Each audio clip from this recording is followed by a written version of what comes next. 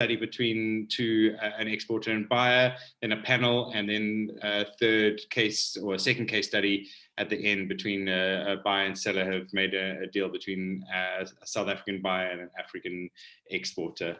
So yeah, please continue, George, and we go from there. Thanks very much, Rex, and good afternoon, colleagues. I am very glad to be joining you on this very important webinar.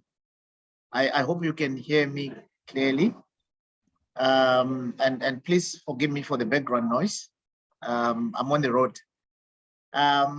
So my role today is, as has been in the past, which is just to welcome everybody and just quickly highlight what the USAID Southern Africa Trade Investment Hub does, just for those that are joining us for the first time.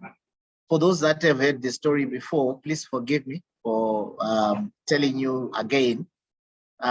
So we are a USAID funded project, which is a 6-year project, which started in 2016 October. Our year starts in October and ends in September. So the project is due to end in September this year. So we left with a little over 4 or 5 months before the project comes to an end. And hence the importance of establishing this relationship with Catalyze and making sure that we can hand you over in terms of the activities that we've been running to an entity that is going to be there even after the project has come to an end.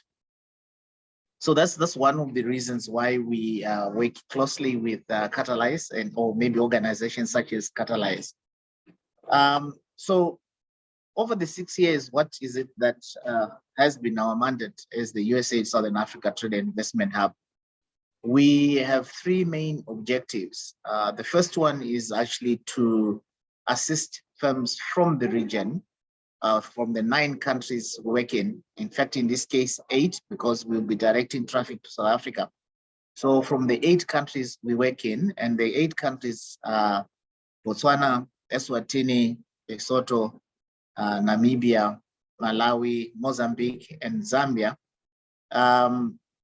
We work with firms in those 8 countries to identify markets in South Africa, which is one of the roles that our partner, Catalyze, will be working with us on. So we identify firms that do have a need for a market in South Africa, and we will then identify potential market or buyers in South Africa and link those up. So the purpose of this meeting is also around the same area. That's our first objective. The second objective is where there is need for funding or technology transfer. We assist in identifying those that would need that assistance in terms of funding or technology transfer. And then from the region, the 8 countries I mentioned, and then we identify potential entities or funders in South Africa that will be looking at extending their footprint into the region, and then link up those firms to do business in terms of finding ways of working together as those that will be looking for to provide funding and those that will be looking for funding. That's our second objective. Our third objective looks at all the 9 countries that we work in, and we try and assist firms that will be looking for a market in the US under the African Growth and Opportunity Act, AGOA, to do the same work that we do in the region, which is identifying a market or those that will be looking for products from the region, and then link those that have potential to supply those products with the buyers. Again, another area where Catalyze is actually working with us on. So looking at those three objectives, you can see the importance of today's webinar. And we would want you to make sure that you take advantage of this webinar to get all the information that you might require. And that said, I don't want to take too much time. I just thought I needed to highlight what our role is and where we have been and where we're going before I hand over back to Rex here to actually then go into the business of the day. And Rex, over to you. Before I actually sign off, I want to wish everybody a very fruitful discussions. And hopefully we're going to leave here more informed than when we joined. Rex, over to you.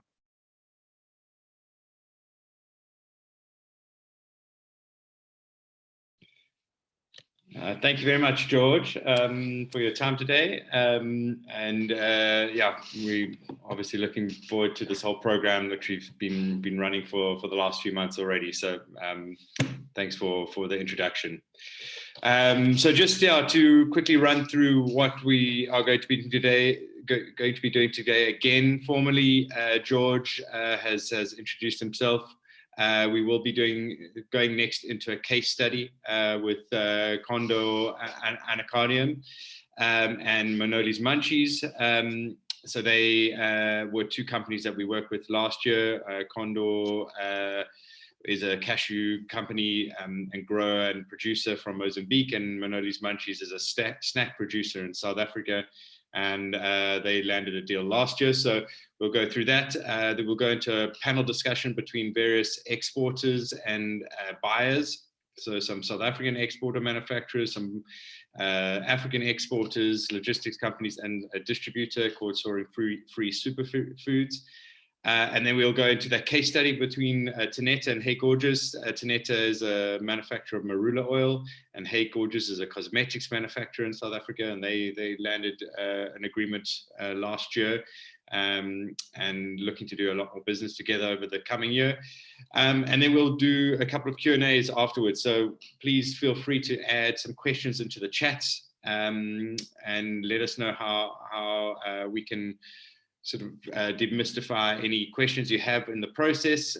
We'll take those Q&As at the end, and then we'll finish off with Kos at the end with a closing remarks of the program and some insight into other projects that are happening and programs that the USAID Trade Hub are leading to different markets.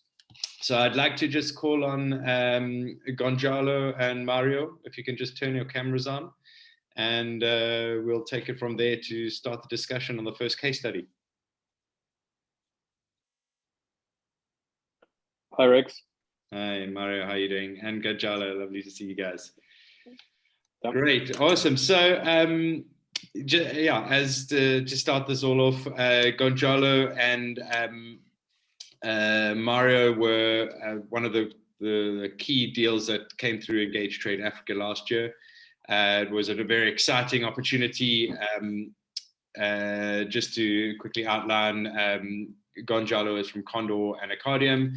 They are the largest exporter and producer of cashew nuts in Mozambique. 90 or more percent, nearly 99%, I think, gets exported around the world. And obviously a massive opportunity for South Africa.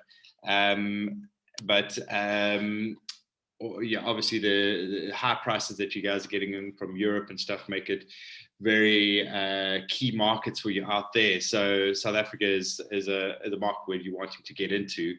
And then just Mario, as I said, from Manoli's Munchies, they're a massive producer in South Africa and supplying loads and loads of stores around the country, and always looking for new produce to get from them. So I'm going to hand over to Gonzalo, just to do a better introduction than I can of your company, a quick 1 minute, and then over to you, Mario, and then yeah, we'll just delve into how this deal developed. Go for it, Gonzalo. Sure. Thank you, Rex. Yes, glad to be here. My name is Gonzalo, as I've been introduced. I represent Kondo Anacardium, which is one of 3 factories owned by a company called Condor here in Mozambique. This particular factory that we're talking about is in Macia, Gaza, so in the crossing to Bilan, which is actually quite well-known place within the South African community, roughly 1.5 hours away from Maputo, so close to the South African border as well. Our business is processing, so we make a clear distinction between producing and processing. Producing is everything that happens at a field level. So we're processors, meaning that we aggregate raw cashew nuts from the smallholder farmers. 99.9% of our suppliers are smallholders. We do the aggregation of this raw cashew nut, then we bring it to our factory. We do a calibration, a cutting, a peeling, and then a sorting into different grades. Actually, more than 30 different grades between large whole nuts and smaller whole nuts and broken pieces, smaller broken pieces. So there is a very unique standardization to our industry, which is kind of common, across all the countries. And then we export, as you said, around 99% is for export. So we have very little sales in country. And our main market is actually Norway, Germany, Portugal as well. And now since last year, which is, kind of strange that we didn't have a lot of South African clients, we started to sell obviously to Manolo's Munchies and other South African clients actually introduced by you guys as well. So that's it from my side. Glad to be here. Thanks, Kanjala. And Mario, can you just do a quick introduction on Manoli's Munchies and yourself? Yeah, hi there. My name's Mario. We've got a family business located in Durban, South Africa. One of our products is nuts. We do a vast range between nuts, dried fruits, seeds, sweets, and we mainly packers, and we do our own roasting of our products. We've got 6 of our own retail stores in Durban, KZN, and we supply most of the major retailers in KZN and other parts of South Africa. Also dealing with our own wholesale side into our retail stores and into other retail outlets. So that's just a breakdown of what we do. We've been around for 20 years. The brand is Manoli's Munchies. And yeah, like I said, it's not just cashews that we deal with. There's a vast majority and vast range that we go through. So we're always looking for new products to bring in. And that's where the connection between myself and Gonzalo happened at the end of last year, where Rex and Catalyze introduced us, and we got involved in that. The importing side of things is quite a new venture for us, since only started happening in the past year. Usually we would have been buying from local importers here in Durban, but have expanded that ourselves, and that's how we started the process and starting to import a few products. Yeah. Awesome. Brilliant. Thanks, Mario. So, look, we had yourself and Gonzalo and I had a good chat about the opportunity and how it evolves. So, I mean, from your side, I mean, what was the deciding factor of you putting in a new supplier? Because obviously you guys are getting product from other places. I mean, what makes you take that next step in the process? Yeah, I think, Rex, a big thing with sourcing any product is price, and of course quality. And I mean, it's incredibly hard to know what the quality of a product is going to be when you haven't purchased from that company before. We've been buying our cashews from the same supplier for nearly 4 years now. So it was obviously a risk, and first things first with the introductions, to get a sample in. We were happy initially with the samples. Unfortunately, Mozambique is not too far from us. So, getting those sorts of things done is not incredibly difficult. I also happen to, as mentioned before, have a friend that does quite a bit of business in Mozambique. So he was accustomed to the company and knew Gonzalo and their processing plant there. So, you know, that was obviously a big help in getting that across the line, because of course, you know, dealing with any new imports, and especially for a company like mine that has only started doing that, was quite a big risk, and was something that we needed to get over the line. But thankfully everything worked out fine, and we were happy with the products, and we got our first order. Awesome. And Gonzalo, from your side, I mean, what kind of documents and mechanisms do you guys use to convince someone like Mario that you guys are a reputable supplier and the right people to work with? Yeah, well, I think that before going into, you know, the documentation process, which is actually, you know, very important, but it's a pro forma, so it's quite standardized for us because, as I said, we're used to exports. I think that a big factor for this is also trust, you know, and I don't want to be putting things on Mario's mouth, but if I would be on the other side, you know, to source something that is quite a sizable, you know, order from a country such as Mozambique, the trust needs to be there because, as you know, he was just stating, it's impossible to foresee the quality, if it's going to arrive, if it's not going to arrive. So a certain amount of trust in between us was required, even because of the timing of the payments, so on and so forth. And it kind of definitely helps, you know, to build up this confidence. And this is done obviously through you.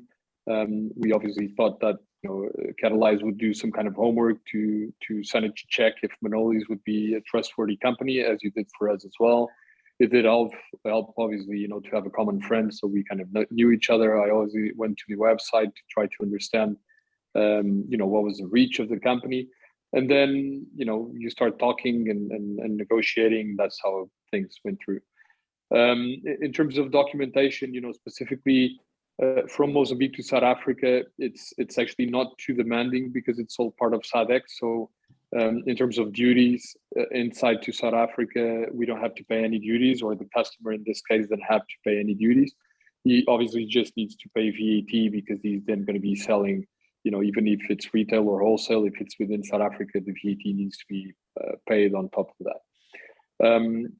Generally speaking, with all our processes for exports, we have the bill of lading. On this case, there was no bill of lading because this was a road transport, but you have the transport documentation. Then you have a traceability certificate that says where does the raw cash came from. You have a certificate of analysis where you know, we do a bunch of different analyses, from salmonella to peroxide value to free fatty acids, aflatoxins, and, you know, a bunch of different things. So that's pretty standard for the industry as well. A packing list, a weight certificate, and a gas-free certificate. So those are and an origin certificate as well. So it's something that says that effectively this product was originated in Mozambique and it was not, you know, imported from somewhere else and then sold as Mozambican product. So as I said, that's kind of standard. I mean, we already have the machine up and running, so it was just replicating that. And you know, there were some, I wouldn't call it challenges, but it was something different for us as well, because we've sold virtually nothing to South Africa prior to this. You know, whenever so all the exports that we do is actually through the ports, so through you know, ships, and things are slower. So you have more time to take care of the PL and of the documentation. You know, to South Africa is actually quite different because you get the truck to the border and then you have a couple of hours that the truck needs to be stationed, and that's obviously a cost, while everything must happen, you know, then, right?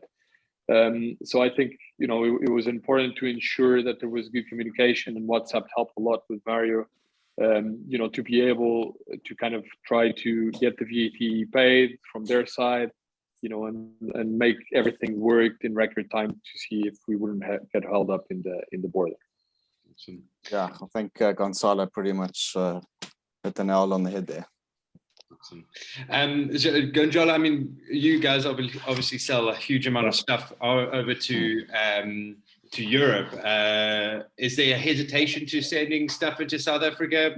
I know, I'm sure Mario and a couple of other guys are very eager to buy more from you, but you guys have limited stock because Europe is so keen on buying from you guys. But is there any hesitation, or is it a price point thing, or is it something like that? No, not at all. I mean, to be honest, if I would have to point out two things, about South Africa would be, or three things. The first is lack of a better idea.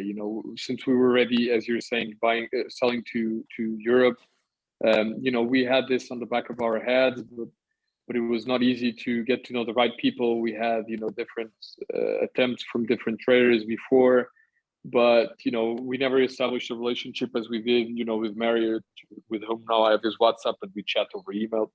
And as you say, unfortunately, it's been much more on my side, not pushing through more sales. Not because we don't want to, obviously, but because we bought less raw cash in this year than we were expecting. It's just agriculture. So although we do processing, we're always dependent on the weather, and it's difficult to kind of tune that. But the South African market is an attractive market.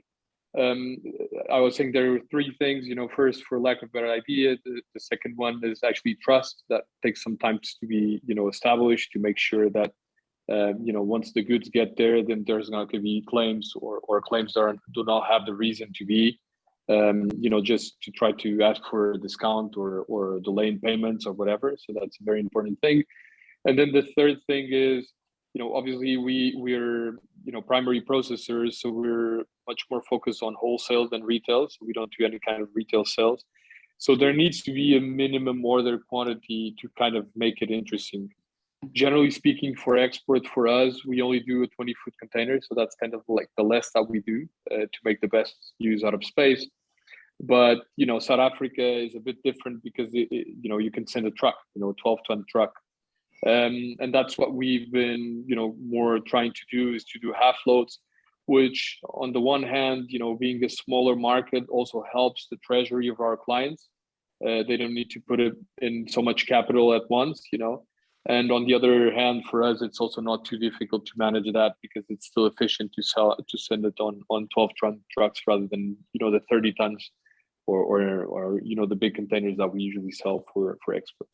Okay, cool. So again, it's an interesting market, yeah.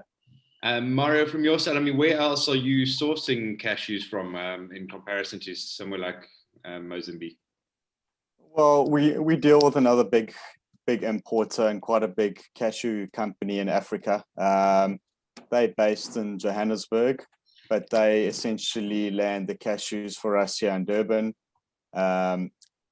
I don't know, majority of their stock comes in from Africa, Mozambique, etc., and North Africa. So look, I've got a preference for African cashews at least. I believe they are the best quality. We've sourced from India before and Vietnam, and we much prefer the African cashew. So right now, my two sources, and as I said earlier, our previous supplier we've been dealing with for the past 4 years, they've just been landing a local importer that just landed the stock at our door for us. So there wasn't direct importing there. And do you think has it been a good experience to go direct? Has it been more cost effective for you as well? Well, of course. That's the biggest thing at the end of the day. Are you helping your bottom line, and are you bringing in the product at a better price than you were before? It's always tough when it comes to food items. Do you want to go cheaper, and does that cheaper always necessarily mean that you're going to be getting the same quality?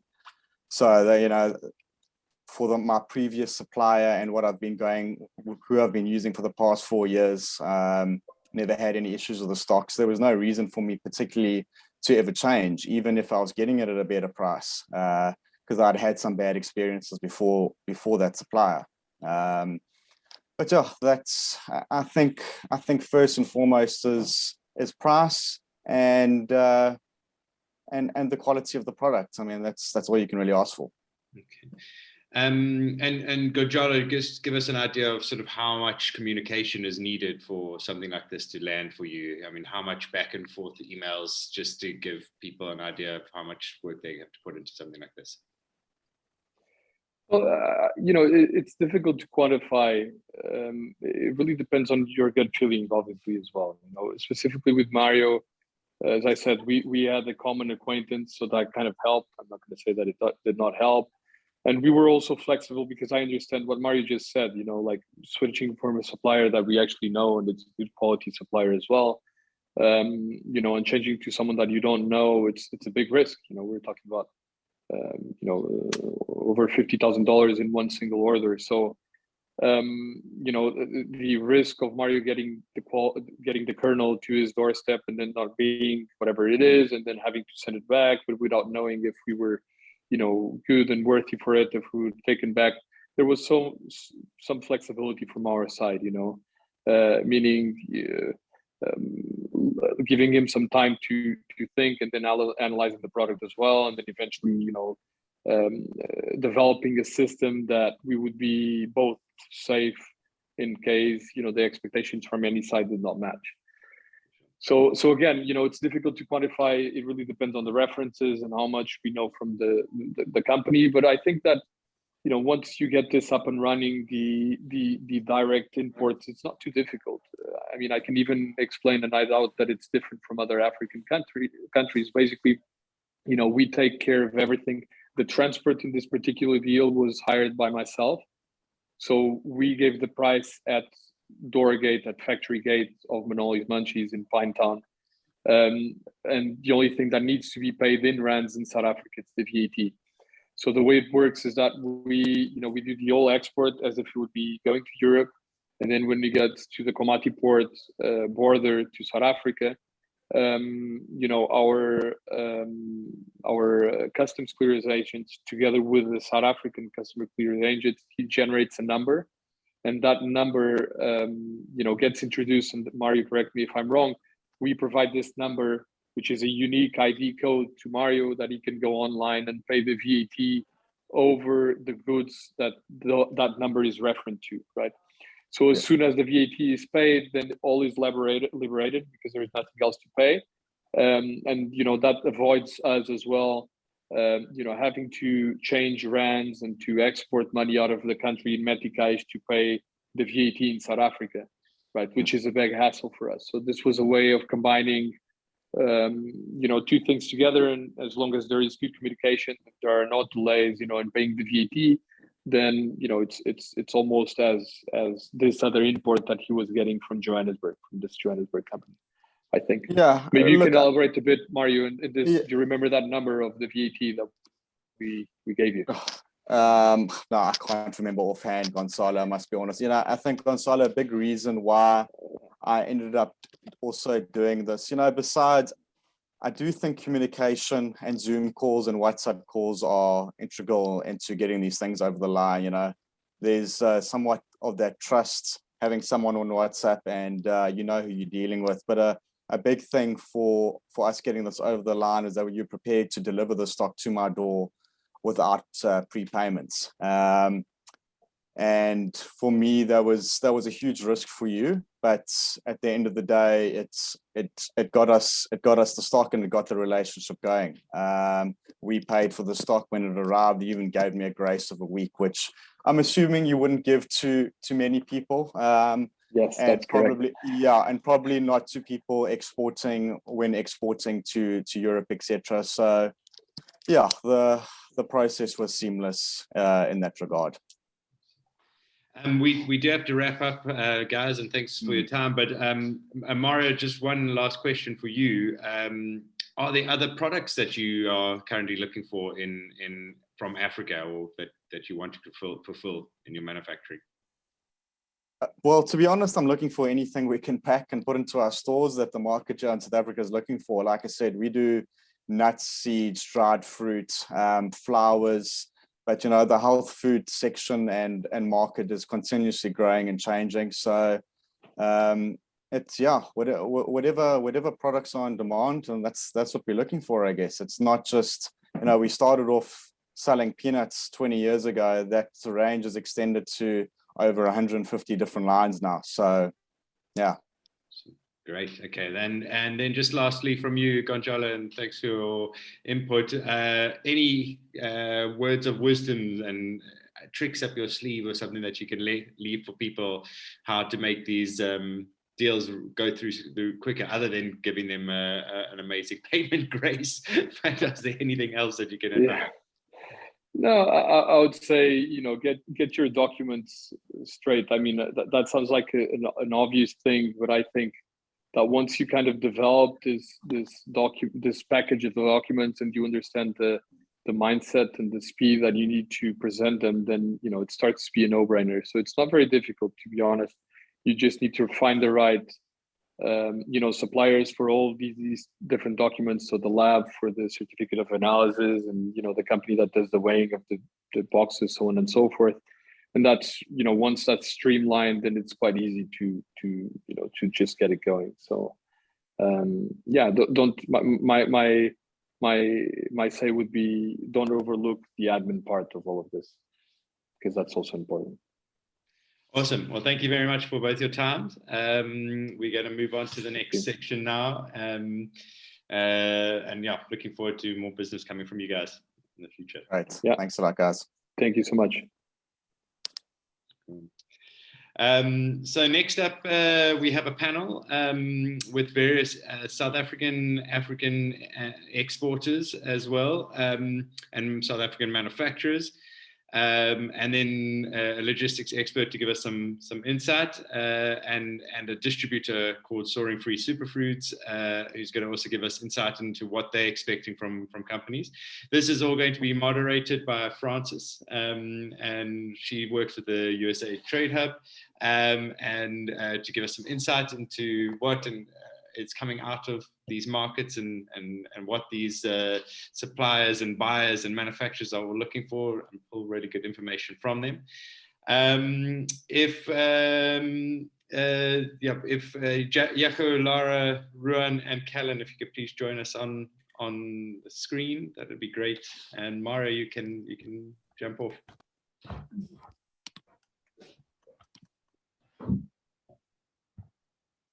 Hi, Lara. Hi, Ruan. How's it, Rex? Hi, Rex. Okay. Oh, So, hi. Okay, great. Hi, Rex. Awesome. Cool. So I'm going to hand over to you, Frances, to start this off, and then take it from there. Super. Thank you, Rex. Thank you, everyone. I think the scene has been well set for us already.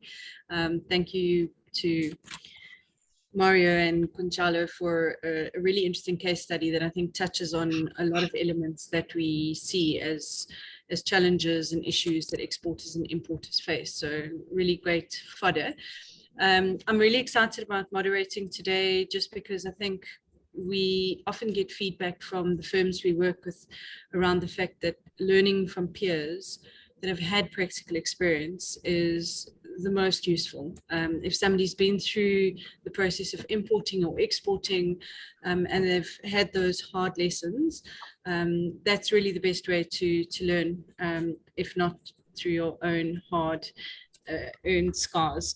So thank you very much, Lara, Callan, Jaco, and Ruan, for agreeing to share your experiences with everyone. What I'd like to do is just maybe ask each of you to introduce yourselves. The whole session that we are discussing today is about what are the requirements when you want to work with South African buyers or into the South African market. So from different perspectives, we've got 4 great panelists here and very willing ears that are hoping to learn from you. So if we could jump to the next slide, and starting off with Jaco. Jaco is based out of Mozambique. He started AfriFruiter in 2015. He literally built the factory, including the drying facilities. They export dried fruit and coconut, processed coconut products in different forms. So Jaco is our first panelist. Rex, I think you're in charge of the slides. Please, can you move to the next one? Thank you so much. Then our next speaker after Jaco is Lara. And Lara is a very passionate individual who some of you may have heard speak before. She is the managing director of Rush Nutrition.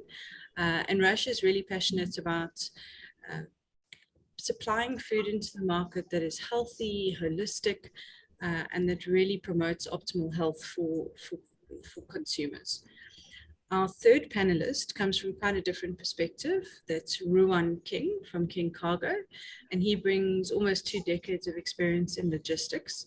So some of the stuff that Kunjalo touched on in terms of the documentation and how do you send samples and how do you send product is something that Ruan will talk to, and just some of the critical things that you need to know if you're going to be importing into South Africa. And then our fourth panelist is Callan Wolf from Soaring Free Superfoods.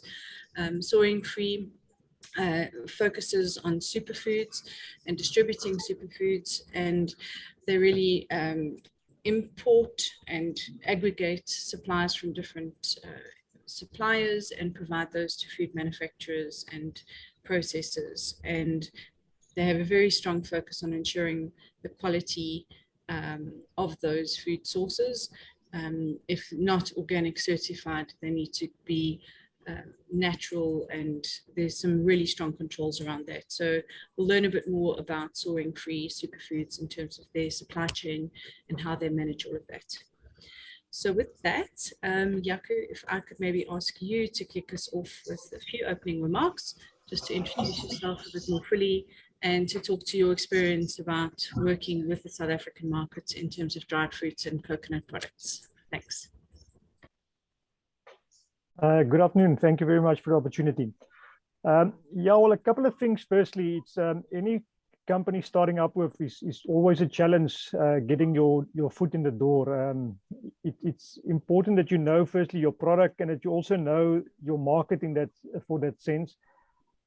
We've specifically looked at knowing that we are in a third world country with difficult and bureaucracy in the border process as well. We've looked at the product like dried fruits because we knew it would be able to pass through a border process where there would be difficulties. That to have a truck standing at the border for 1 or 2 days, up to 3 days, is not an uncommon thing to happen. So that's something that we've made a conscious decision to proceed this kind of product because we know of where we are, that we would be susceptible to border crossings and problems with that.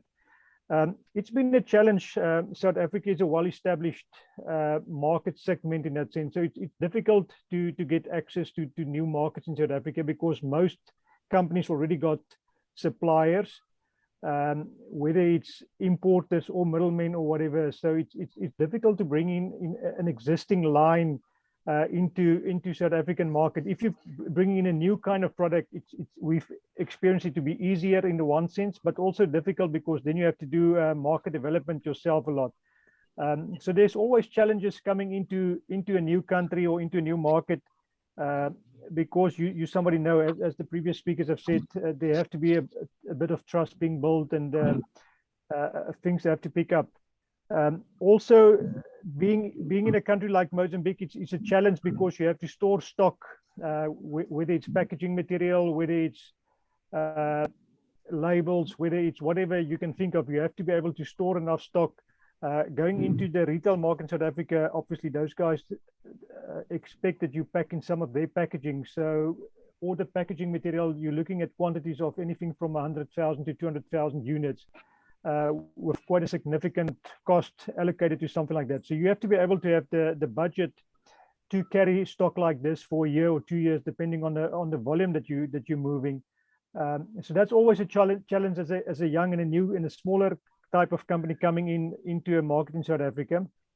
Then again, there's another, if you're looking at the health stores and the smaller kind of setups, they don't move big quantities. As the previous speakers have also spoken about, logistic is always a challenge. So you have to rent a truck that you're paying for the whole truck, but you're only sending a pallet or half a pallet quantity of stuff. So that makes things difficult. So logistics is also a major impact that you have to be able to consider to know what you would be able to do and what you can do and can't do.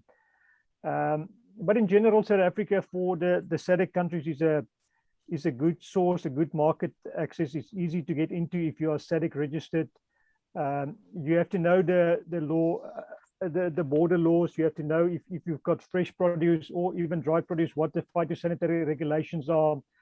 So it's important to work with your potential buyer firstly. I mean, you can't import into South Africa if they are not registered as an importer for that specific crop with the Department of Agriculture. I'm coming from an agricultural background, so I'll focus more on the agricultural produce in that sense. Also, you need to know what the regulations are for the specific crops and the specific countries. Each country got a different regulation. Certain countries will not be able to ship certain agricultural produce to South Africa because of phytosanitary regulations. So those are kind of things that you need to know well in advance. Second, well, another thing also is if your buyer would be able to qualify for that. We've looked at something like achar in the past to produce, but it was extremely difficult. None of our buyers could qualify for the regulations on the South African side to be able to receive it. So at the end of the day, we couldn't export something like achar to South Africa because of these regulations. So it's important to know what you can and can't do. There are certain things that you just won't be able to export to a country like South Africa for good reasons as well. And then another thing is obviously with your logistics part, as I've said before, exporting something like fresh salads or something from Malawi or from by truck to South Africa will not work. If there's a delay at the border, obviously you're going to end up with major losses and things. So also know what your shelf life, what the time span of your produce will be. And again, things like fresh agricultural produce, fruits and vegetables and things also got a shelf life. So those kind of things you have to keep in mind. If your shipping will take you 2 to 3 days to reach South Africa, obviously it's going to disqualify you. Most supermarket chains got a 5 or 7 day shelf life period. So already you've lost half of your shelf life in something like that. So it's important, know your produce, know what you can do, what you can't do. But in general, South Africa is a big market. There's a lot of people. It's got good buying power. So it's definitely an advantage to supply into South Africa if you can do it, and if you've got a good relationship with your buyer on the other side as well.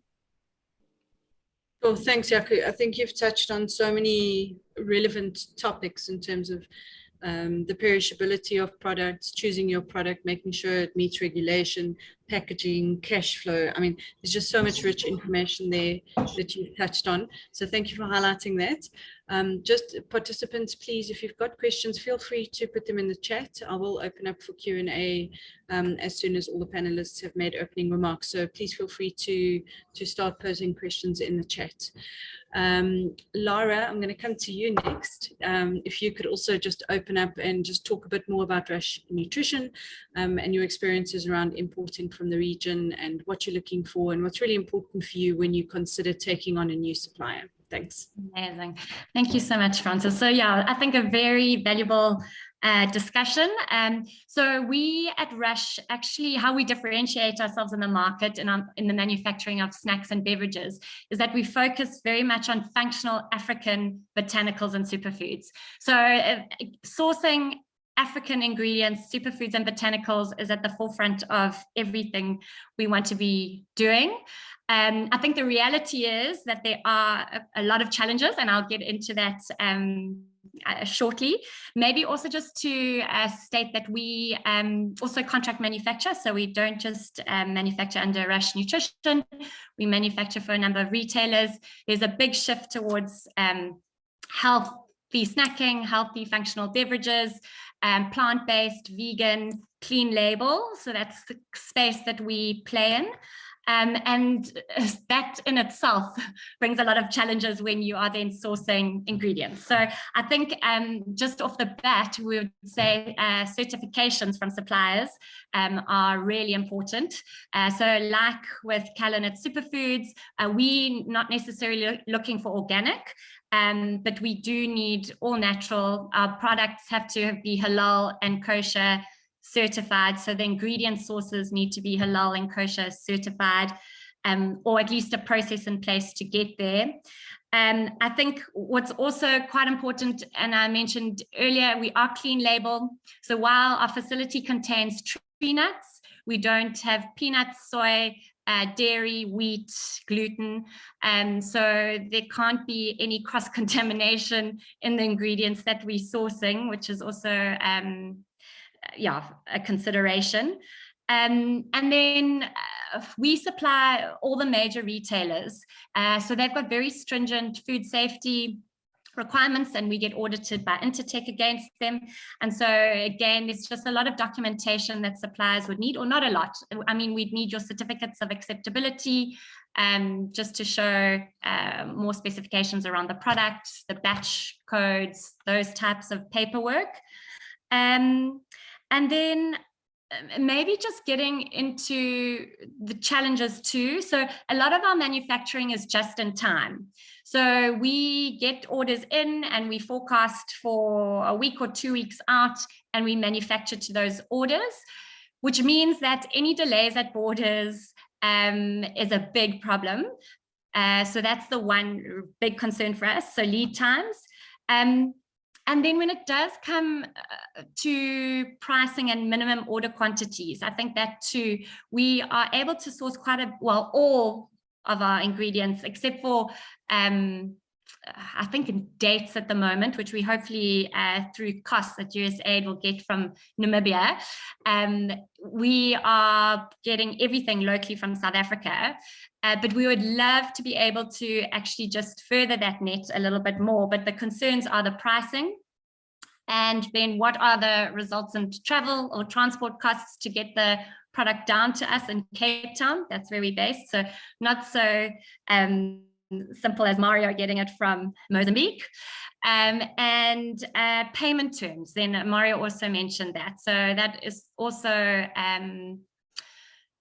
just a consideration for us. The trade terms with retailers in South Africa, I'm not sure if people are aware, but they are not always lenient. So we are anywhere from 15 days to 90 days from statement with our retailers. So that's just also needs to be factored into sourcing ingredients. Yeah, and I think, I mean, we've been working a little bit with Rex and the team, looking at engaging with African suppliers. I think, and it's been amazing for us, because I think the one big challenge is actually finding the suppliers.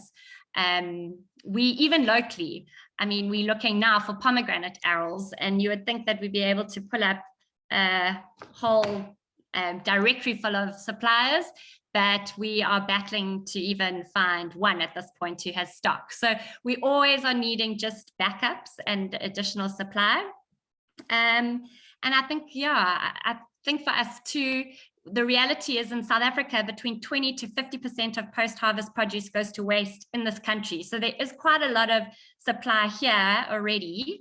Where we would like to play a little bit differently is further into Africa. What are the amazing functional botanicals and superfoods that people don't necessarily know about, that are shelf stable? So either we can juice them, or they can be dried, that we can then incorporate in our products, add value locally.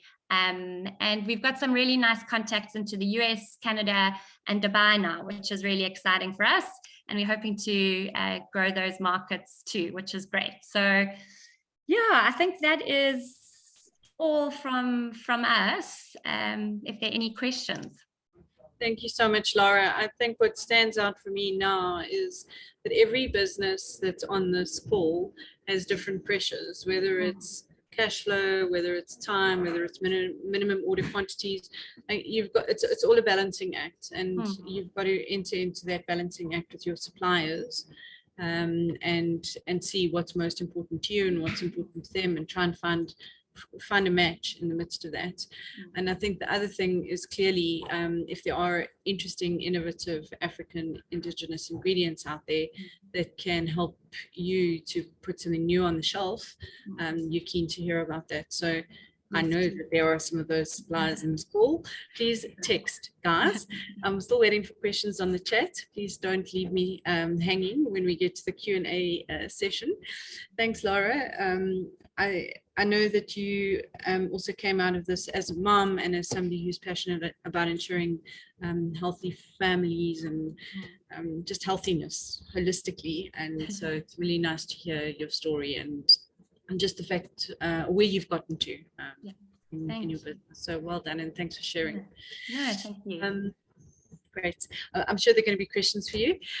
Callan, I'm going to move to you next. I know that you are a supplier to Rush Nutrition.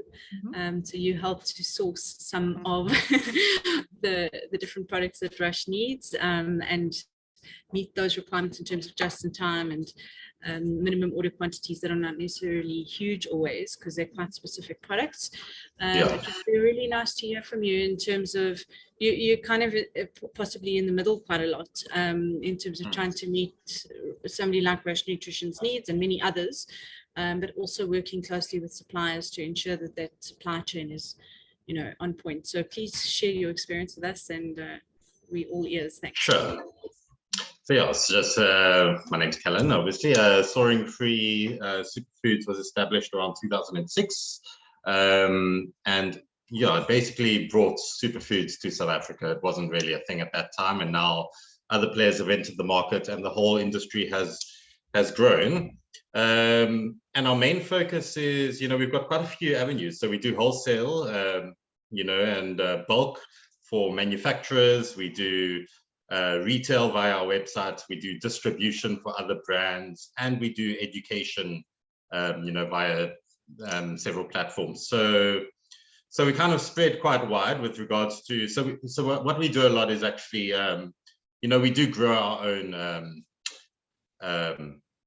product base. I mean, customer base. And we have a lot of loyal customers who. We can do our own market development. That's one of our strengths, is actually being able to communicate directly to our customers.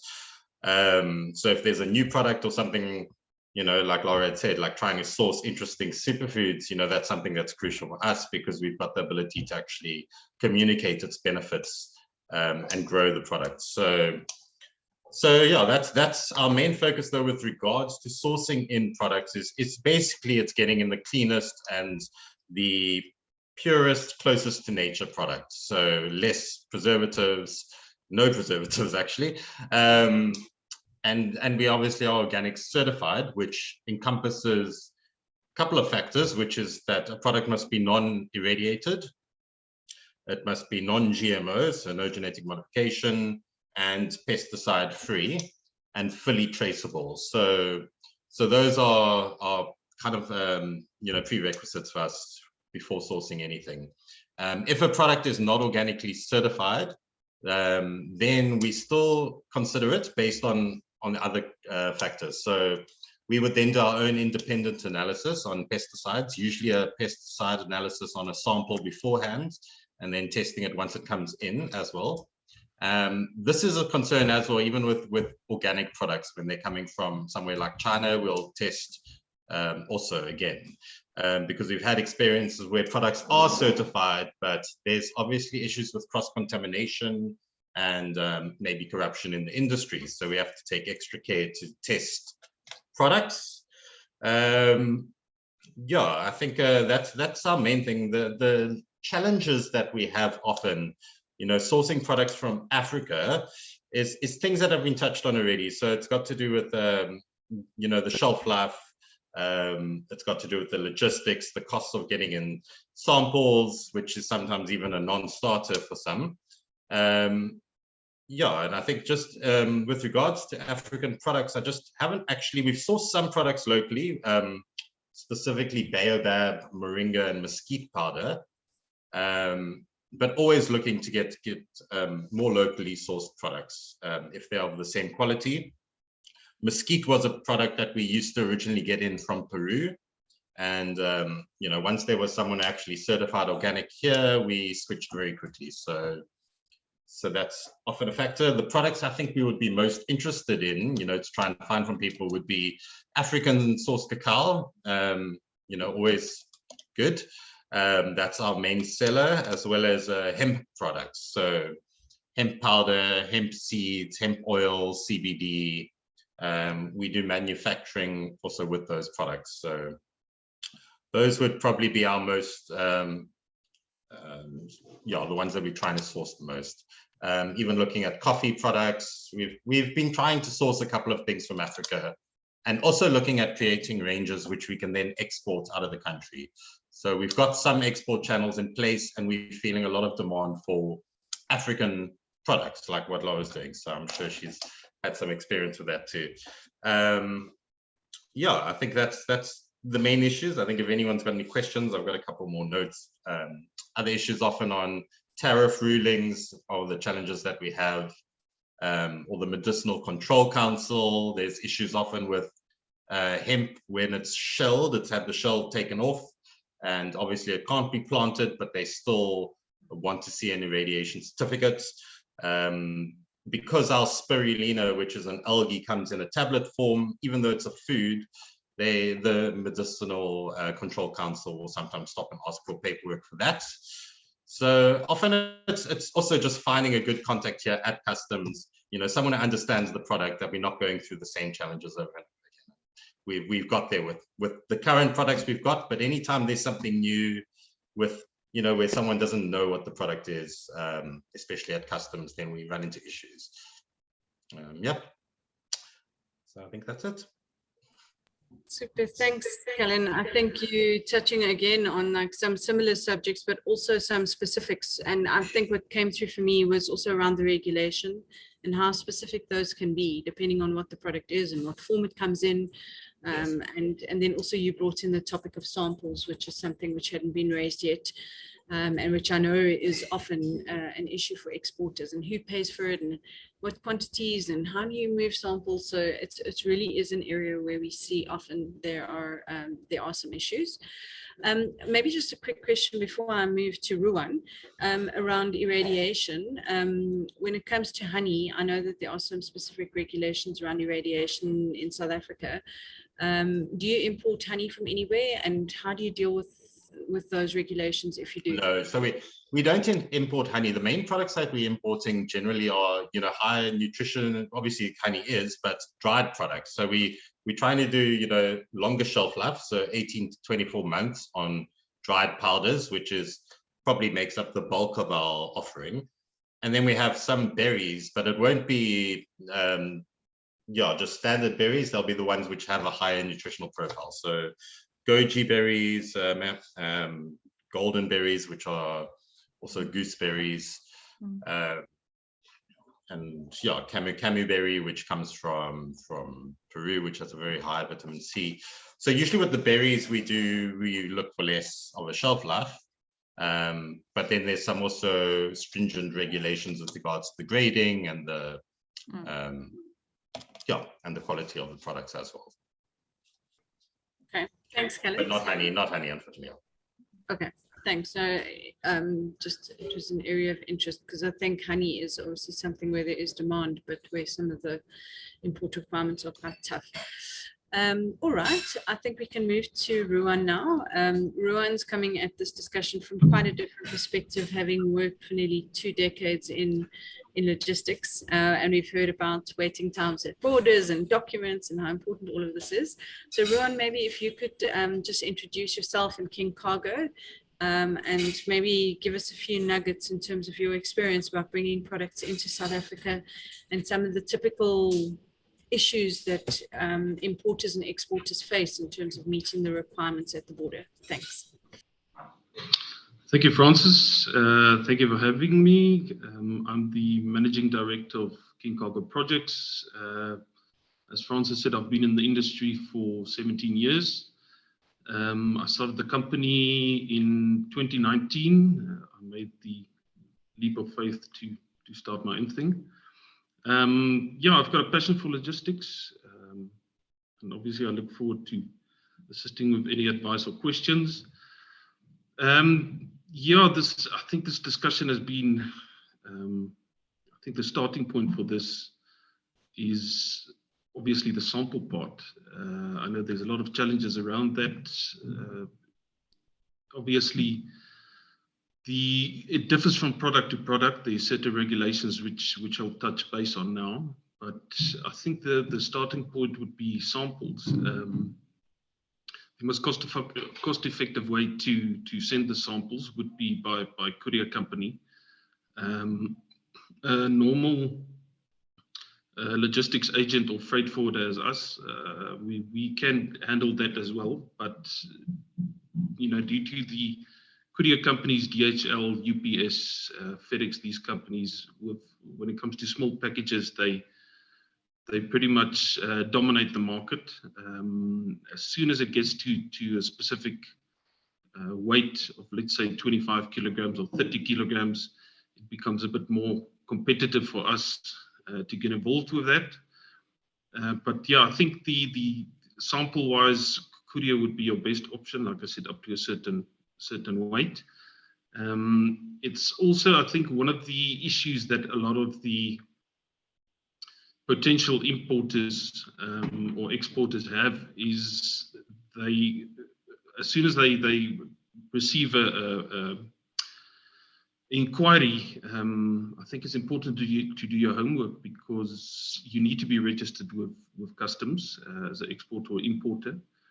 I think a lot of the people decide they want to import a certain product, and the container lands in Durban Port or Cape Town Port, and then they told that they have to register with SARS as an importer. That's often the challenges that most of the people face. For these guys that are registered and have done the imports and exports, I think they're well aware of what the risks are. Next topic besides the samples would be the documentation. I think, adding to the discussion that Mario had earlier, I think it's very important to see to it that you've got the right documentation, because with customs, you get your standard documents like a commercial invoice, your packing list, which is your standard documents. Like I said, it depends on the origin or the destination where you are shipping to. Different countries would require different documentation. Typically, a certificate of origin is at times required. When it comes to food products, you get the certificate of analysis, traceability certificate, certificate of acceptability, and in some cases they would ask for a list of ingredients or pictures of the labels, which is important. Testing reports, and at times hygiene or food safety premises certification. So if you have all of that in place, you're not really done as yet, because if the good lands and you start the customs clearance, there could be some of the items that requires permits. It could be anything from a letter of authority or LOA at the NRCS to import permits from the Department of Agriculture, phytosanitary certificates. But like I said, it depends on the product. So once you've supplied those permits, in some cases, you get these random stops with customs where they have specific government authorities that may stop the shipment for inspection.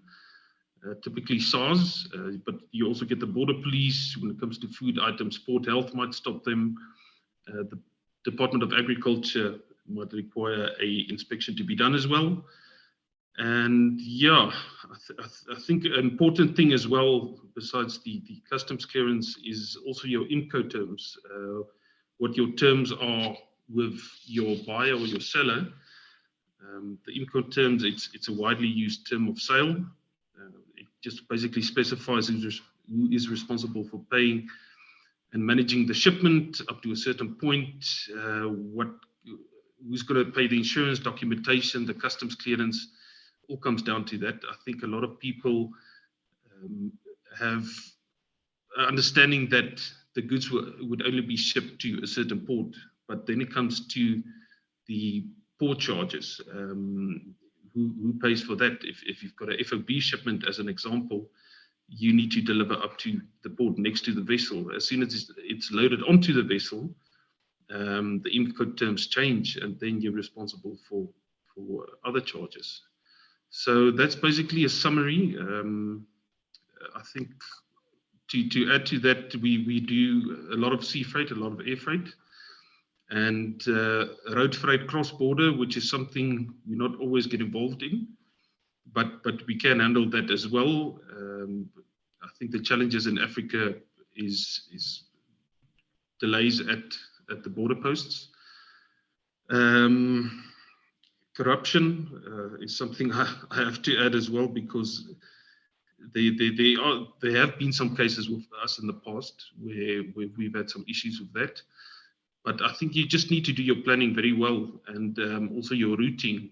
If you've got a reliable logistics partner or freight forwarder, best would be just to do your homework and see exactly what the charges are, if there's any hidden costs, and what your responsibilities are. So yeah, I think that pretty much sums it up. Ruan, thank you. Sure. If I wasn't working for the USA Trade Hub, I would say maybe if you don't have nerves of steel, importing and exporting might not be everyone's cup of tea. That's quite a list of things to be aware of. But I think that's the reality. And I think until you actually go through the process of shipping something or sending something, you don't understand all those intricacies, and it seems like this endless list of things that could go wrong. And I think that's really the purpose of today, is to say, you know, there are all these potential pitfalls that you need to be aware of, and to be really educated, to create contingencies, to work with specialists, to know what they're doing. Don't try and do everything yourself from the first moment, because it's going to be potentially very risky if you do. So maybe just to mention that we've had a couple of sessions around the Incoterms. So if anyone's unfamiliar with that and you want to know more, there is a recording and there is an export guide on our website that talks to Incoterms specifically. So please go and look at satsihub.com/resources if you're unfamiliar with that. I wanted to just hone in a bit more on the samples. You spoke about the list of ingredients and about some of the requirements that would be needed for a full shipment. If you're sending a sample, are you doing the same thing regardless of the fact that it's a tiny volume of or quantity of good that you're sending through? Is it what would distinguish the documentation and the procedure, aside from the fact that you typically use a courier because it's tiny volumes? Yeah, it's tough to say, Francis. I think typically a lot of the people import that as personal effects, which is a slight loophole in the system. But obviously you need to be registered with customs to import. If you're importing samples one every couple of months, it's one thing. But if you importing samples every second week, or you start importing examples or samples which is 50 or 100 kilograms, it raises some eyebrows as well. But yeah, it's more or less the same procedure. The courier company would raise the customs clearance. I think typically with the Weibull or the you're obviously going to require a invoice packing list when sending this to state exactly what products are in there, and because it's samples, you can't specify a specific value, so you need to add that to your invoice, that it samples only value for customs purposes. Just to state that, I think it's very important, and it also comes down to the quantity. If how big this is. If you, let's say, importing tea or exporting tea as a sample to a potential buyer, rather than sending one large box, just do a small box as a sample, because I think it will minimize the risk. And yeah, like I said, it also depends on the product, and it also depends on the destination or the origin where you're importing or exporting from. Okay, Thanks, Ron. I think something which you're highlighting is that if you are sending a sample through a courier, they're going to deal with quite a bit of the admin that if you were sending a truckload of stuff, you would have to deal with, or your freight forwarder or clearing agent would have to handle. And from my experience, it's really useful to have somebody that knows what to do at a border to reduce that time and to make sure that that VAT payment gets made quickly and to just handle that whole process. So thank you. I think that's really helpful. I don't see too many questions in the chat. I don't know if anyone has any questions, please raise your hand. I do see a few pictures around different products and different questions around what quantity of pomegranates would you like, Lara?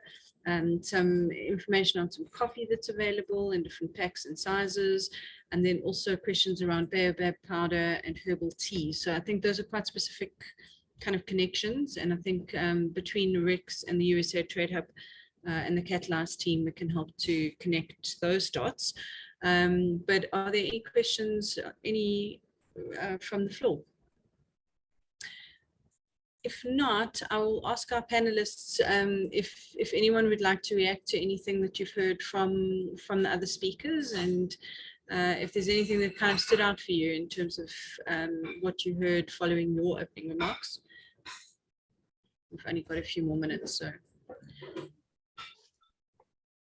I see you unmuted, Kellen. I unmuted. I was just going to echo. I had not mentioned obviously, but Rowan had about the importance of the Incoterms and understanding where your where your liability lies. So yeah, that's definitely something. I mean, for the farmers and suppliers to be aware of. You know, that's something that's caught us also initially, but yeah. So I'd just like to echo that. It is extremely important. Thanks, Kellen. All right. I don't see any questions from anyone, but my sort of takeaway from all of this is really that if you're importing or exporting, what will be crucial is to really try and understand all of these elements and to try and create buffers and plan B's and C's. Considering that not all of it's in your control, that time that the truck might spend at the border, the cash flow impact that might have, something that might go wrong with a sample or with a shipment that could affect your just-in-time manufacturing. It seems to me as if there's constant plan B, C, and D, and that if you're very thin in terms of where you stand, that exporting and importing would be a very difficult step to make. Also, I think the other thing that really stood out for me in this discussion is trust, and really relationships and getting to know one another and understanding each other's businesses, being in regular communication, being responsive. These are things that we see all the time when we're facilitating and working with different partners. If something goes wrong, no news isn't good news.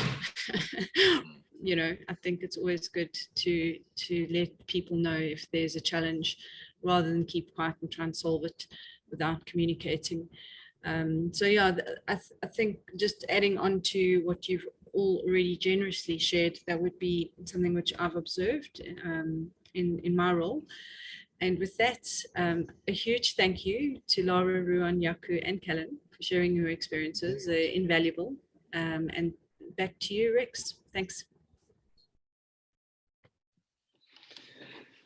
Awesome. Thank you, everyone, for that.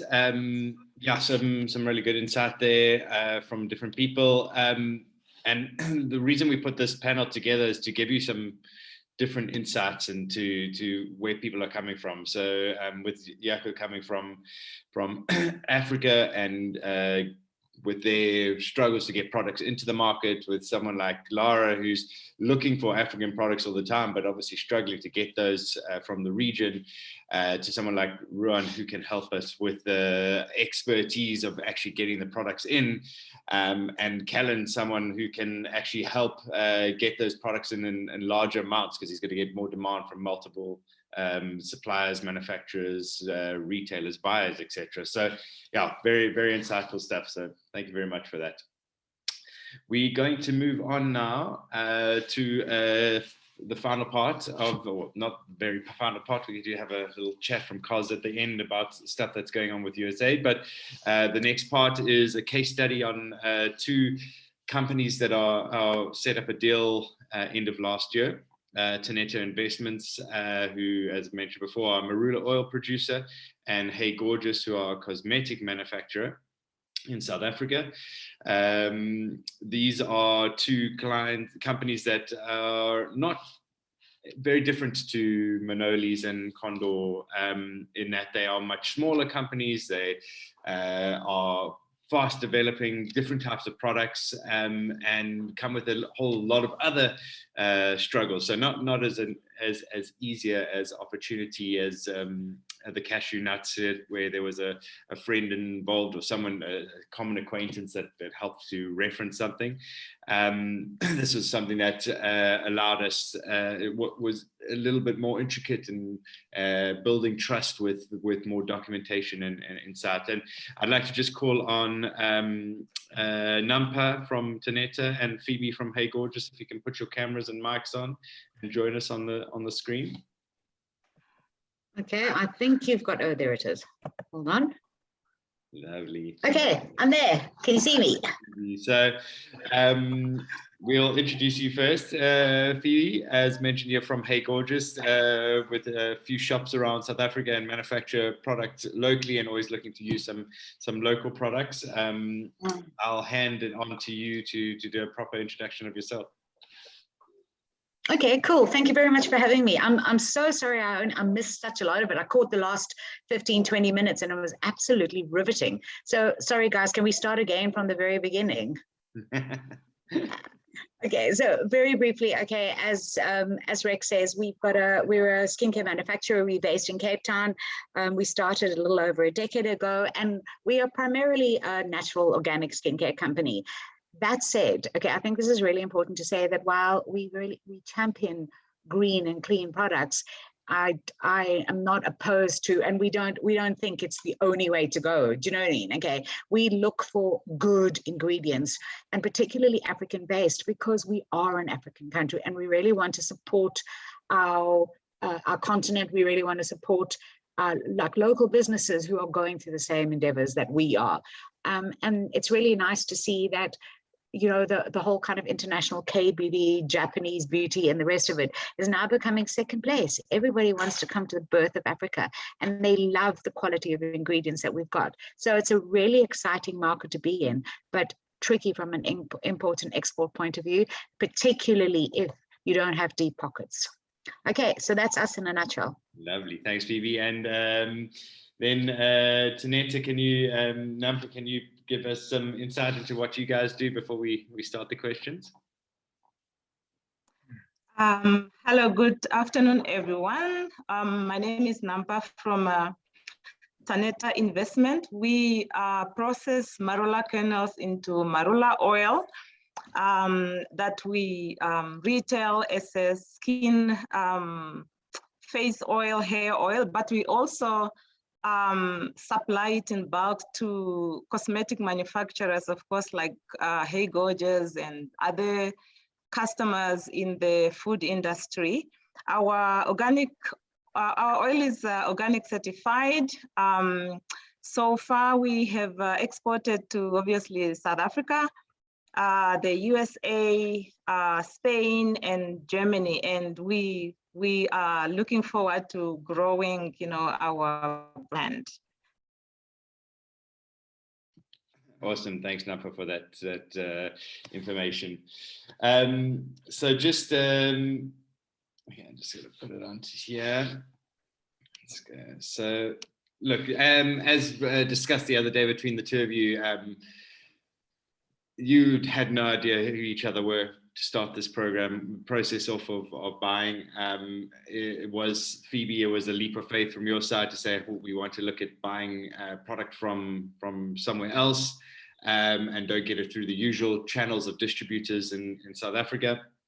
From your side, I mean, what was that deciding factor for you to try a new supplier or make that step into working with Nampa?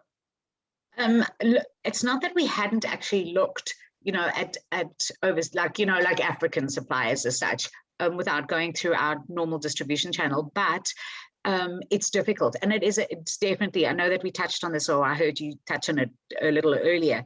It's down to faith, you know what I mean, and down to trust. You can't just, or you're going to randomly just do a Google search and hope you're going to get some good quality products. So if it wasn't for your introduction, I don't think we would have actually done that. And I really liked it because I think sometimes you actually need that intermediary. You need somebody to say to you, okay, this is what it is. Because here's another thing, and I was thinking about this subsequent to our conversation. Sometimes you don't know what you don't know.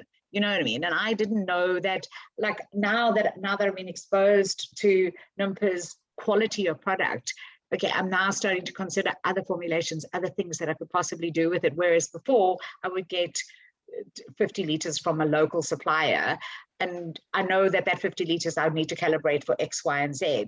But because her stuff is brilliant and because it was such an easy thing to get from her, okay, it's definitely something that it kind of opens my horizons. So in brief, I like the idea that there is an intermediary, like a connection, somebody who can introduce you to people, because otherwise, how do you know? Great. And Nampa, from your side, I mean, what were the stepping stones into making this deal go through? I mean, what did you have to need to put in place, and what was required from Phoebe from your side to make sure that this moved along smoothly? From our side, agreeing with what Phoebe said about being connected by Catalyze, it was very, very key, because like the first initial awkward conversation has already taken place during the first meeting. But, for us, it was clear from the beginning that we were not just looking for a sale, we were looking for a partner. So we put in a lot of effort in following up, ensuring that we answer questions, communicating issues, asking questions. We're also mindful that, we are in Africa, and as much as we love the continent, we know it is associated with scams and, unauthentic, people who are selling fake goods. So what we put in place, to answer your question, Rex, is that we communicate in such a way that we are establishing the relationship. We want to demonstrate that we can be trusted. And so that for us, was very important. Also sharing information, for example, like, our organic certificate, we send the copy, certificate of analysis, doing work, for example, to find out what is the cheapest shipping cost, to make sure that, to also demonstrate to Phoebe that we are not just there to rip her off, we are also there for her interest. So I think it is building that relationship that was important to us, and that's what we put in place. Yeah, definitely. I have to, everything that you said, I 100% concur, because you did. I loved our open lines of communication. Eventually, because Nampa knows that my day is chaotic, okay, she knows that she's going to wait 17 hours for a response from an email, okay, so we reverted to WhatsApps. And I love that, I mean, I'm not saying it's for everybody, but for our company, it worked. And I love the fact that she was open enough to be able to say, okay, I'm happy to talk to you this way. So that communication, that way of making sure that we are able to talk to each other openly, and the fact that she understands that, like, it's scary for a buyer, especially in Africa, to say, okay, look, I'm going to commit to it. It doesn't matter if it's 10,000 Rand or 100,000 Rand or $1 million, it's still money. Okay, and I love the fact that she got it. She was hell of a supportive, and there's no question about the fact that I would definitely use you again. Not only because your quality of ingredient is great, but it's a joy. It's a joy meeting with you and doing business with you. If there were other people like you, we would definitely do a lot more. So I mean, what you're saying is you've got to like the person that you got to deal with at the end of the day. That's so important. Come on, why would you like? I mean, I'm sure if you didn't like me, okay, like, why would you know? I let's put that on the top of my list. If I don't like you, I can't buy from you. I mean, I think we see that quite often, and it's not with even the first case study. We could tell from the beginning with Mario and Gonzalo as well that they had a connection, and there was a good communication relationship from that very first meeting, and it was very much the same with yourself, Phoebe and Nampa, that there was an interest in something sparked with that, and that is often how we notice where the next deal is going to come from. So that was very, very interesting for us as well. But I think where we do struggle with certain South African buyers is that hesitancy from buying from Africa. And I think, Nampa, I mean, from your end, is this something that you've experienced quite a lot with trying to enter to the South African market? Have you come across this quite a lot?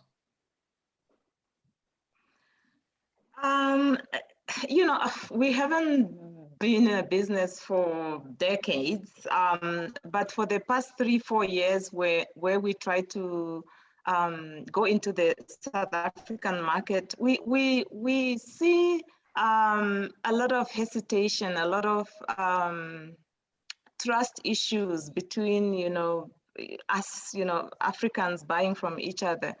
So I want to say there's a lot of hesitation, but I think as time goes, because I see, if looking at last year, for example, when we were part of the Engage Trade Africa, you know, first group, things have changed a little bit. I think, and it's fair to say hesitation is expected, but I want to say that there is a lot of trust issues, and again, reiterating the importance of having you know, links, people like Catalyze who are connecting people to make sure that the companies that people are dealing with are authentic, and they are not just there to scam and rip them off.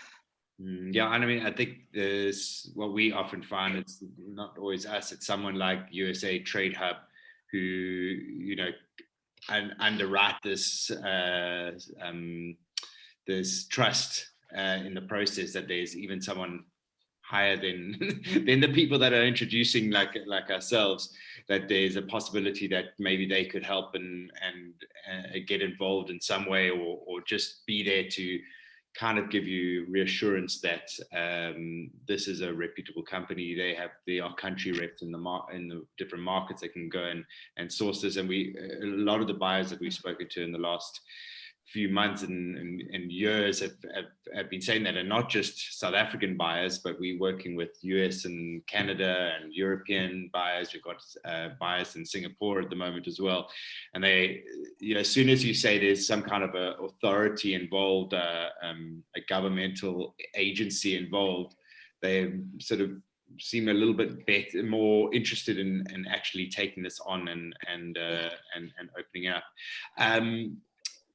Phoebe, from your side, I mean, are you importing quite a lot of stock from other parts of the world at the moment? I do. My jars I import from China. So I do a lot of Eastern import. And in the beginning, it scared the bejesus out of me because it is scary. But the more I do it, the better I get. But what I do like is, you know, it's interesting because you made mention of this kind of trade assurance. One of the things that I like the most is that if I buy from Alibaba platform, for argument's sake, it gives me that trade assurance that if I don't like it, even when it arrives, okay, I'm sure you all know how it works, but just in case. Okay, so let's say I order X, right? I pay for X gets delivered. I have a week to examine X. If I'm not happy with X, I let the trade assurance people know, and my money is 100% guaranteed. You know what I mean? And I kind of, whether or not, okay, because I've never had an issue with them. I must say they're so jacked up now, but in the back of my mind, it's peace of mind for me. So I'll spend easily R250,000 on an online website from China and not bulk, because I know that it's going to be done. You know what I mean? So perhaps something on it with a trade organization that is prepared to commit to it. You know, we all, like as an importer or as an exporter, we sign up to it and we say, okay, this is what it is. Okay, I'm prepared. I'll put my money behind me getting you the right products at the right time. you know, and if it doesn't, okay, you've got a guarantee to get it back. That would work for me. I wouldn't think twice about it. Okay. And then on the subject of customs, oh my God. Okay, can they just be a little kinder to businesses that are trying to make some money? I sent an export to our UK operation. It's one of 26 billion that I've actually sent, and it was stopped because they think, and it was a 200,000 Rand order, and it was stopped at customs Joburg because they used a scanner going back to 1967 or something, and apparently I was exporting drugs. So what they did was they took my entire order to some rando police station in Joburg, and that's it, gone and gone. But the cop who's dealing with it did actually say to me, oh no, sorry, we made a mistake with the scanner. The products are fine, but they opened every single one of the products. And there's what recourse do I have? Do you know what I mean? Okay, so even though I used a freight forwarder, at the end of the day, it's my fault. Do you know what I mean? So if you have any customs influence with a big stick, can you use it? You all want one of those. So yeah, I mean, Nampa, from your end, I mean, what do you think you could do better to make South Africans buy from you? I know we've spoken about this before, and you've got some tricks up your sleeve about getting samples cheaper to people and other ways, but have you got any insight for everyone here of what can be done better, how you can build more trust and interest in South African buyers into Africa? What I can say is, I think communication is, you know, one of the key tools that we can use to make sure that we, even if we are connected via organizations like Catalyze, to continue the relationship by communicating effectively, by sending information. For example, like, you know, now what I do as part of what we have learned is with every, you know, inquiry, I'll send a copy of the organic certificate with the link where they can verify if this certificate is genuine, technical data sheets, certificate of analysis, and so on. But I think also what can help is to use references. Like, you know, if now I'm talking to a South African buyer, because of the relationship we have with Hey Gorgeous, I can say, you can also speak to, you know, this person, Phoebe at Hey Gorgeous. She might be, you know, able to give you more information. So I think using reference for me will be a big key for me, and I'm sure for other people. So I think, yeah, communication, using reference. When I'm talking to new potential clients now, I tend to use examples. For example, you know, I mentioned that we have shipped to other countries, so I can say, yeah, this is how we dealt with that issue when we were working with our Spanish clients. So then people can see more that you have experience, and you know, you are not just, you know, talking. So I think, yeah, those will be my key factors to use moving forward, and I'm sure it will help other people as well. Awesome. Thanks, Nampa. And then Phoebe, from your end, what other products are you looking for?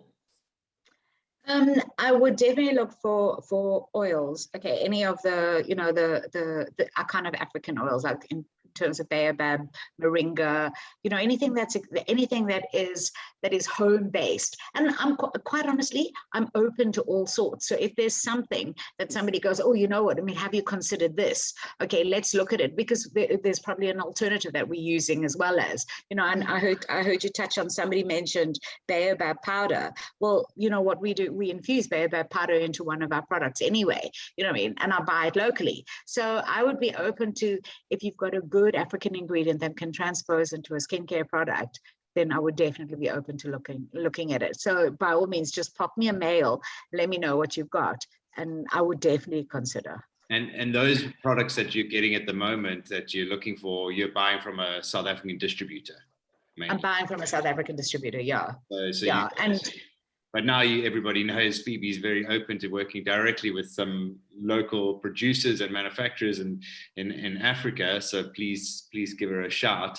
I think I know there were some issues in certain regions, and I know you said it was one of the things you told me, it was quite easy to do business with Nampa, but are there certain things like payments or documents and stuff that tripped you up in the past? Yeah, I'm glad you touched on that, okay, because you introduced us to a fantastic company that I really wanted to do business with, Zambian based, but it's problematic. Payments are problematic.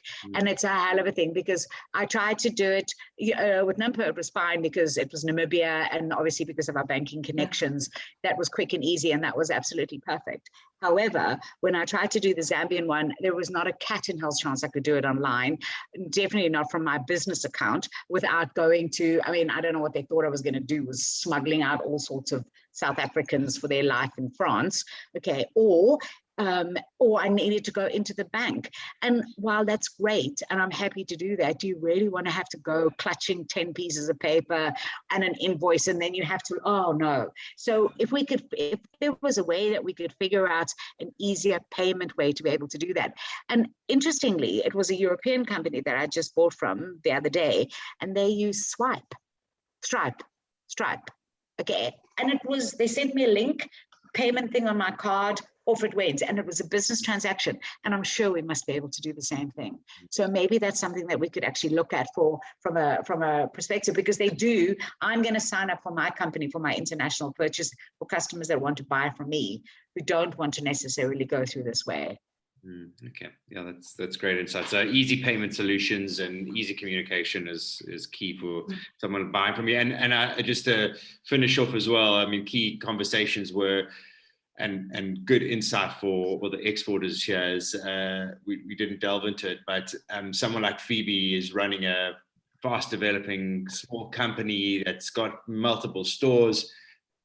Phoebe doesn't have the time to walk into banks, do a whole lot of paperwork, chase that stuff. She's buying loads of products. She's got loads of payments coming in. She's got products sending out to companies. So making your process as easy as possible for someone like that is key. And it much the same goes for other stuff that has gone out, like the cashew products that were delivered to the door of that buyer, you know, and payment terms were made extremely easy.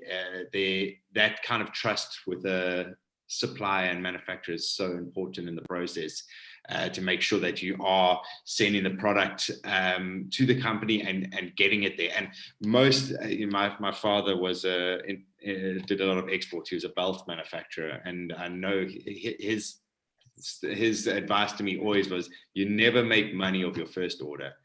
Just be aware, it might be something that costs you a little bit of money even, and it's one of those things that you have to bite in the beginning. It's your second, third, and your future orders that are going to make you your money. Just make sure your product gets there, it arrives on time, there's no hiccups, and it's very simple for the buyer. And if you can get that right, they'll be happy with you and they'll order more. So that's some advice from my side. It's much the same with the programs that I do. All my programs, they have to work very well from the beginning. Otherwise, my partners and funders are not going to do that with me. But thank you very much, Nampa and Phoebe, for joining us today. Looking forward to more business between you guys as well, which I know is going to be coming. Yep, definitely. Thank you. Excited about these new companies we're dealing with, and please, do reach out to Phoebe as well if there's any manufacturers on here. She's looking for products. Phoebe, I think you've got a LinkedIn account and a Facebook account, so you can contact her there. If you aren't able to contact Phoebe, you can always give us a shout directly. Message myself, Rex at catalyze.co.za. And then similarly, if there are any buyers out there that are looking for marula oils, please give Nampa a shout. She's got an amazing oil. I think she's got about a ton of organic oil ready for you guys at the moment, and really keen to get it out to some more manufacturers as well in the South African market and internationally. So thanks guys very much for that. Thank you. Thank you for having us. Take care and talk to you soon, Nampo. See you, Phoebe. Great. So we're rounding up to, we don't have any Q&As, but Kos, I think we're going to steam on with you and just a little bit of insight from your side. And please, if you could come onto camera and give some insight into what else the USAID are doing.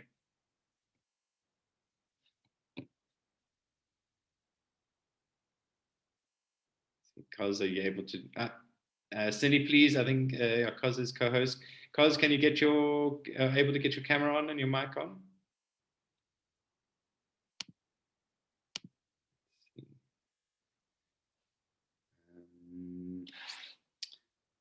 Right. Sorry, Dorina. Oh, there we go. Kos is coming on. Hi, Kos.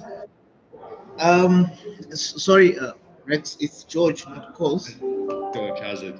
Is Kos with you? We're expecting to round up this. Yeah. Unfortunately, Kos has just stepped away. Okay. So I will have to fill in. Okay. In his absence. Great. No so you didn't quite brief me on what was supposed to happen, but I take it that this is where we just try and look at what has happened and what is going to happen going forward. So starting with how we can access the video that was or the recording from this webinar. If we could just go back on the slides so that I can talk to where that can be found. Yes, there we are. One slide below. So all the activities that we get involved in, we actually end up with the recordings and any other information related to that on our website, as indicated there, the satihub.com website. So you can actually visit that website and you'll be able to find information on or access the videos and presentations from this webinar and any other. So please feel free to visit that website. If you run into any problems, please contact the USA Trade Up team in each country. We do have presence in all the 9 countries we work in, and the list is here. Next slide, please. For the list of our colleagues. Now, the next one. Yes, so that's the list of contacts or our representatives, USA Trade Up representatives in each country. Please feel free to reach out to them if you have any questions on this website or on this event or any of the activities that the USA Trade Up is involved in. And that said, we do have a number of activities or upcoming activities.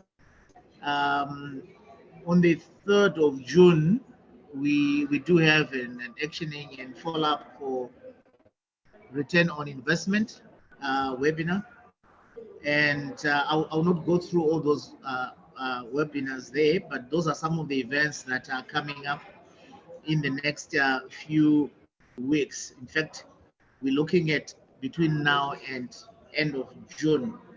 Please feel free to attend these events. I think what I need to highlight is here is the June 12 to 14 event, which is the Summer Fence Food Show, which will be held in New York. And we are actually taking 40 companies from the region, from the 9 countries we work in. We are supporting those companies to exhibit at the Summer Fence Food Show. For those that are exhibiting or would want to know more about that event in terms of preparations. We do have an event, a webinar coming up just in the next 10 minutes or so, where we are actually going to be taking through the participants in terms of what to expect, and they can then ask. You can then ask questions on that particular event. The other big one is the AGOA Exporters Awards for South Africa, which is going to be held on the 29th of June. We will be circulating or sending out invitations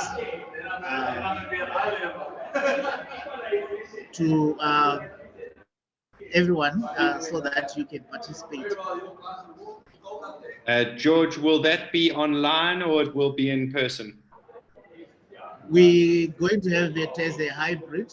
As always, I mean, I think these days it is quite common that there are some people who might want to be there. Ideally, would want people to attend, but to cater for those that might not be able to make it, we will have it as a hybrid event. And whereabout in South Africa will that happen?